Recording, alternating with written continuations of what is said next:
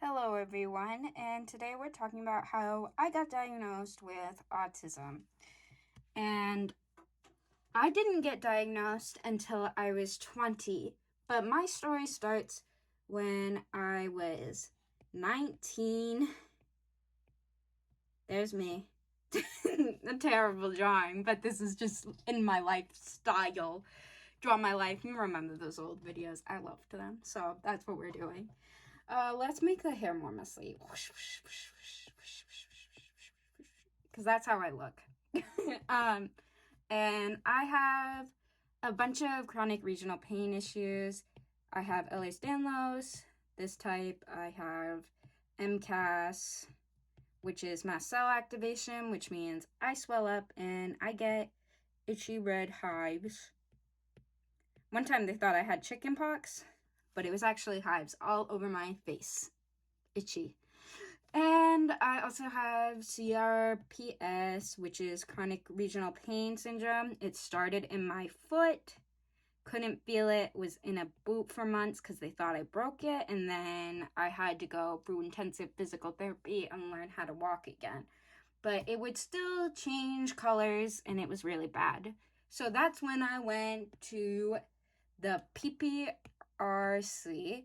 which is Pediatric Pain Rehabilitation Center.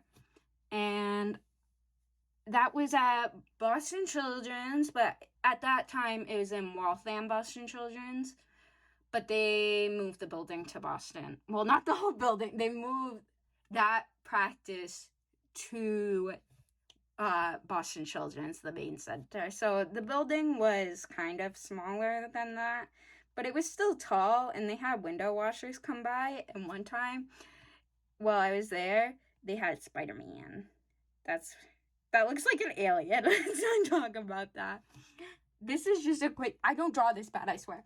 And he had to climb the building to wash the windows. It was very cool. Anyway, I was there for 1 month. I stayed at my grandmother's, who made salads all the time. She ate salads with every meal, which actually kind of made me sicker, because I have gastroparesis and I can't digest raw vegetables. But anyway, I just can't stay on topic. So I went there every day to the PPRC, and it was kind of like school almost, but with treadmills. That looks like a scooter. Oh, that's Siri.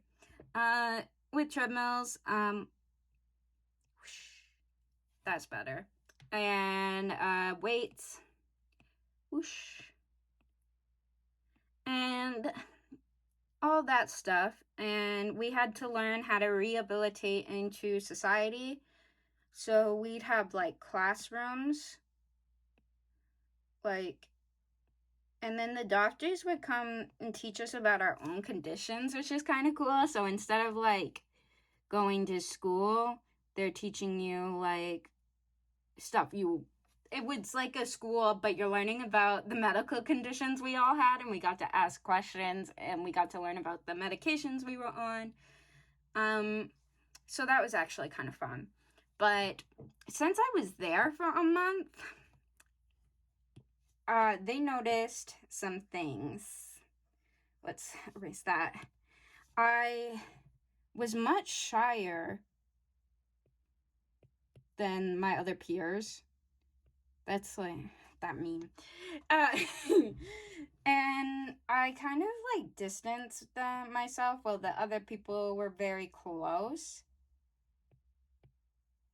And I had a hard time opening up to people.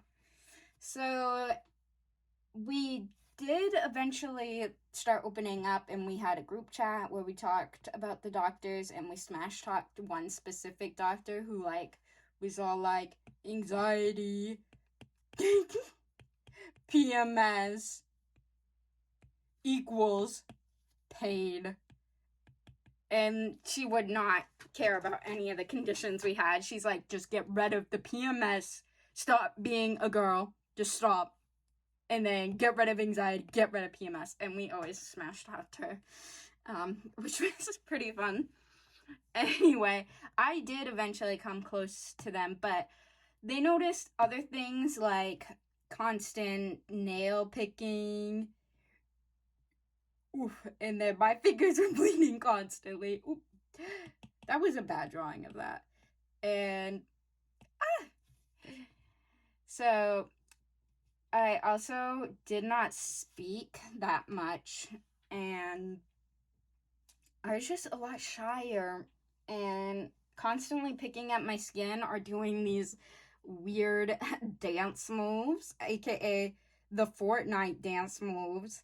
And I always have done this. Like when I'm awkward, I just start dancing. Like I've even done it in grocery stores. So that was stimming.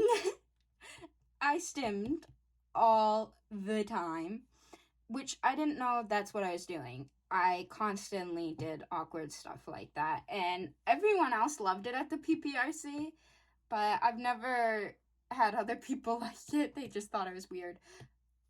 Except like 2 other people at school. And they just noticed a lot of traits, and I was also much farther behind my other peers that were there. They were working towards getting their driver's license or applying to college or stuff. And I had already been to college, and I actually wanted to go to art school, but I could not afford art school because it's too expensive. So that was kind of out of the option. And other schools that were dedicated to like all the subject, math, science, I just could not do them. And so it was too overwhelming, too many people, loud noises. At college, I just couldn't. So I was much farther behind my peers. Just in general, I didn't do any of these things. And I talked so much slower or too fast. There was no in between. And yeah, so I just was so much farther behind than I should be. And just in life skills like cooking, whoosh, eggs. That's actually all I know how to cook is eggs. And grilled cheese. But I should be able to make more food than that. So they wanted me to practice that, and things that shouldn't be hard at 19 were very hard, and I still could barely order food at a restaurant, and just most things were harder than they should be, and I was much farther behind. And when I graduated the PPRC, whoosh, they actually recommended I get an autism eval, which kind of made my dad a little angry.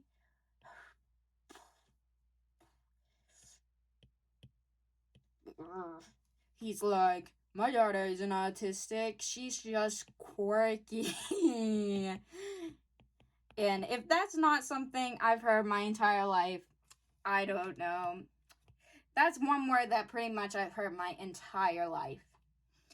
So he was mad about that, but he had time to cope because I had to wait for this evaluation for 1 year. And this upset many of my doctors because I needed help, like in society, Joker style. What does the Joker look like, or else I would draw him? Whoosh, whoosh, whoosh. Is that the Joker? Is that anyway?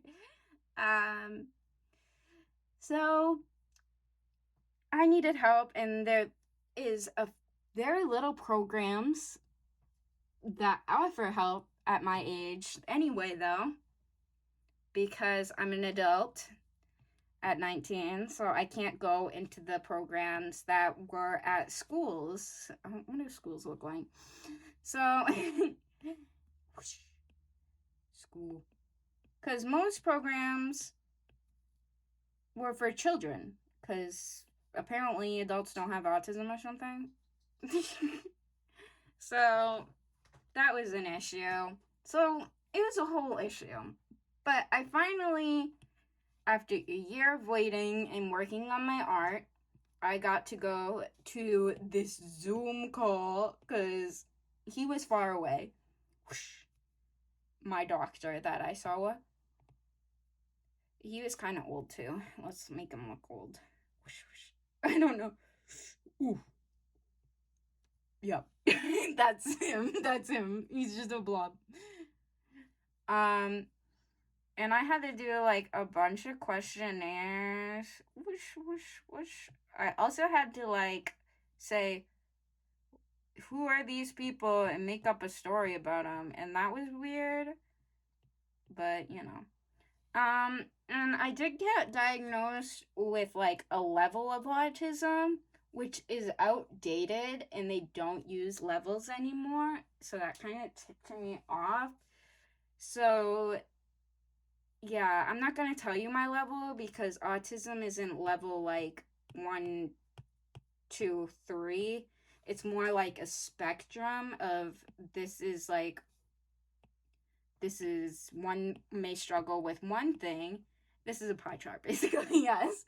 So social, stimming, like everybody does something different. Like one can struggle with social and one can be like a genius, or other might actually have a learning disability and not have that side of the autism where they are hyper fixated in special interest math, like the basic stereotypes from like those doctor shows, or Big Bang Theory or Bones. I'm personally not a stereotype like that. I have dyslexia and dyscalculia, whatever the math one is, not that one. Dyscalculia is poor balance. I have all the issues. So not everyone with autism is a genius. Let's just get that straight. So it's a spectrum anyway. One might struggle with another thing where one might not. So I'll put that there. But mainly it was a questionnaire, and I met a lot of the criteria, and I got a diagnosis probably like 1 week later. And honestly, it was kind of hard reading all the things they said about me. Like I have a flat face, like I don't express emotion. But that's okay. I can be like TBH, you know that creature, the autism creature. I can be like him. That's me. That's me. I have a flat face like that. So that kind of hurt my feelings a little bit. And apparently I talk in a flat voice. So if you notice this video, I have a monotone voice. Apparently that's an autism thing. That kind of hurt my feelings a little too. And then there was can't drive a car, too scared, autism. Can't go to college without having intense meltdowns and not taking care of myself and ending up in the hospital because I didn't eat food because it made my tummy hurt, and then I couldn't focus at school, so I just stopped eating. I stopped taking my meds because my meds made me too tired to focus. And I'm bad at like brushing my teeth, hygiene. That's supposed to be a toothbrush there. I'm bad at knowing when to like wash the tub, vacuum. Like if I need reminders. That's a shower, but I need to wash the tub. I know how to shower and like do basic tasks, but I forget to clean the house. And I also have hyperfixation, so I get too intense and forget to sleep because, oh my goodness, I'm reading this such a good book. Oh my goodness, I'm painting a masterpiece and I can't stop. It's so good. I'll lose my focus if I stop. So I don't need to go to bed because I'm doing this or I'm watching TV. So I just forget to do a lot of things. And yeah, but honestly, hyperfixations can be good sometimes. Like, my mom's jealous that I can focus on things for so long and just become good at them because I've focused on them for so long. And she just stops if she's not good at them right away. So there's positives to autism as well as negatives. So I kind of have to look at it that side. But my therapist, let me draw a couch, even though she doesn't have the stereotypical therapist couch. This looks like the Blue's Clues couch now that I'm looking at it. Chair, whatever. So my therapist said, yes, it can be negative to read all the things they said about you, but it also explains a lot. Like, I'll put percentages here of autism, autism percentages, yes. Like, it makes sense why I can't hold down a job. There's a job. Computer. Because I can't take care of myself. And that makes sense because I have autism and there's a certain percentage. Let me paste that in here. And it makes sense why I couldn't continue secondary school because, again, autism, it's very hard to transition when you're in autism. Whereas some people excel at college because high school is worse for a lot of people who are autistic. I did struggle through high school very much, but that was more the social aspects because I did good in school. I just couldn't keep a friend except two. So yeah. And it makes sense that that happened. And also there's a high percent of people who are sexually assaulted if you're autistic. That one's a hard one to deal with. That it's hard to look on the bright side of having autism when it caused a lot of these things. And I just really wish that I could have known earlier so I could have received the help. But again, girls are typically diagnosed much later than boys. So here's the percentage of girls who get, and then let's write the boys' percentage there. I'll paste these in. So that's very hard. Drop my Apple Pencil. But that's how I got diagnosed. And what has helped me so far is being able to access things like this self-advocacy group, because people with autism don't really know how to speak up for themselves. Well, I personally don't. Like, I'm pretty scared of authority figures, and also I'm chronically ill, as I've said before.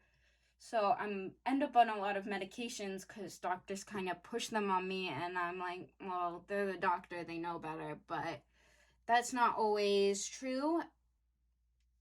Sorry, that wasn't cohesive. My camera died, and I had to go chase my dog. Yeah, busy. 5 minutes. Anyway, it helped me join the self-advocacy group, that official diagnosis, as I wrote before. Because I personally have hard time speaking up against, like, doctors, or a lot of people will have issues getting accommodations, and this group can help you come up with ideas for how to do it and suggestions, but it isn't like someone who is just helping you as like knows nothing about your situation. These are other disabled people, and that was very helpful to get into. I did have a diagnosis to get in.